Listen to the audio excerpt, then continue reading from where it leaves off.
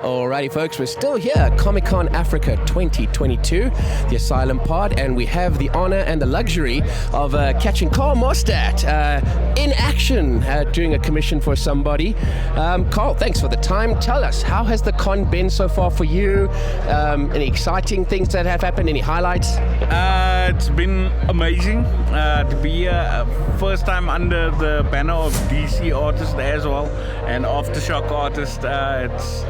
It's fantastic how many people actually knew who I was, came up to me and said, wow, I'm a big fan of your art, I love your art. And but then there's also the people that come up to you and say, have you done this art?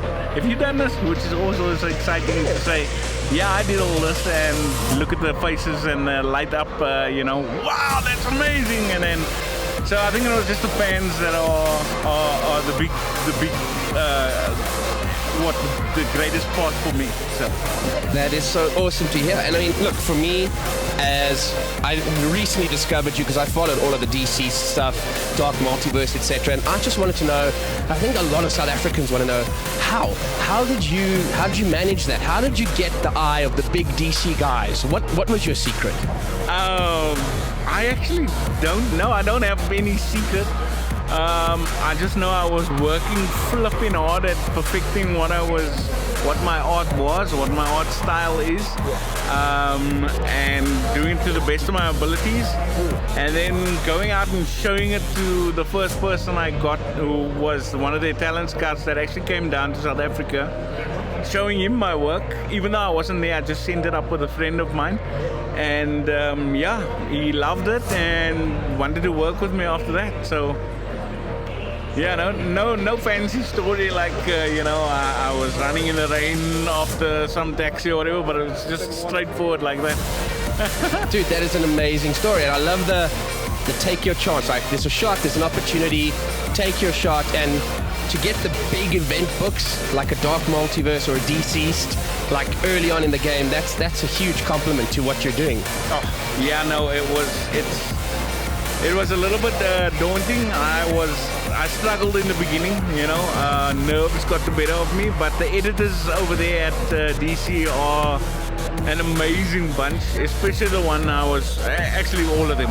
I can't say especially that one, because they're all amazing. They not that they hold your hand, but they get you through it, because a lot of people don't know that illustration on comics is a lot of times sitting alone in a room by yourself, nobody talking to you, and you just drawing page after page after page. It gets to you, and the editors are there to kind of help you through that as well.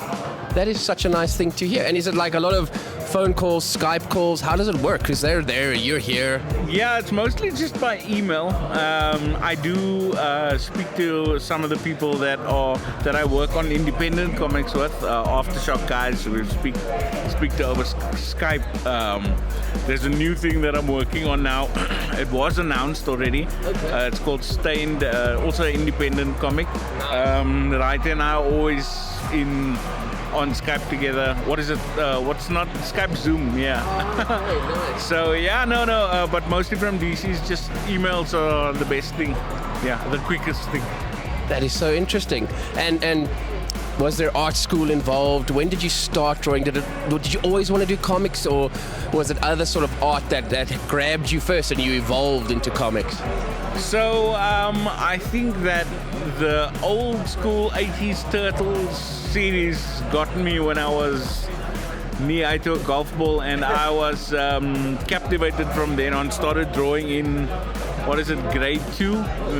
When I was there, it was called Sub B. Right. And just kept going from there. Used to get into trouble for drawing comic book art at school, at university where I studied graphic design, got into trouble. And but I kept going and kept loving it, still do. And now I'm doing work for DC, which is amazing. It is. It's an absolute amazing story. Like, with all that pushback, resistance, guys giving you in trouble, and you're like, no, this is my love, this is my passion, and you soldiered through. I'm so happy to hear that you made it all the way to the big DC, and now independent stuff too, which is amazing in its own right. Yeah, no, I mean the independent stuff is great because it lets you get a little bit of a break from the superhero stuff, but then you start to love the superhero stuff, and you get back into it again after that, and it's awesome, kind of like a balancing act there. But yeah, I love both superheroes, independent, weird stuff.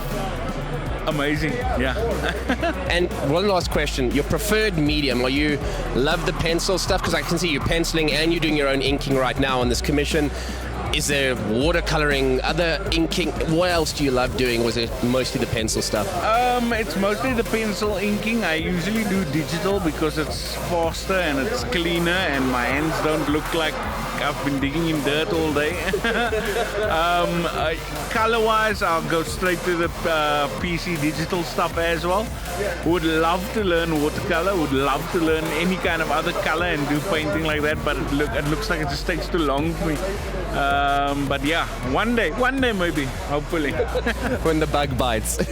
So for all of our fans, locally and internationally, just let them know where they can follow you, see you, what you're up to, all of that stuff. Give us your socials. Okay, so you can follow me on all the social media networks. Search for Karl Mostert. Usually my tag is camo_1981. Keeping away my age there. But yeah, Twitter, Instagram, Facebook. I'm not on, what's that other one called? The TikTok, yeah, I'm not on that. Yeah, I just feel like I'd be a older thing on there. But yeah, everywhere else I'm there, mostly. Karl, it's been an honor and a privilege to not only talk to you now, but to meet you, have your time through Comic-Con. Thank you so much, and we will certainly look forward to communicating more with you, but also more Comic-Cons to come. Yeah, Thank you, buddy.